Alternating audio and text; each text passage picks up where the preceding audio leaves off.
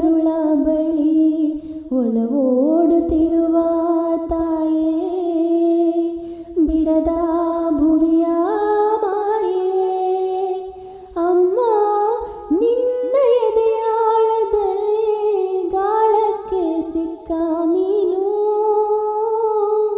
ಮಿಡುಕಾಡುತ್ತಿರುವೆ ನಾನು. ನಿನ್ನ ರಕ್ಷೆಗೂಡಲ್ಲಿ ಬೆಚ್ಚಗೆ ಅಡಗಲಿ ಎಷ್ಟು ದಿನ, ನೋಡು ಹೊರಗೆ ನನ್ನ.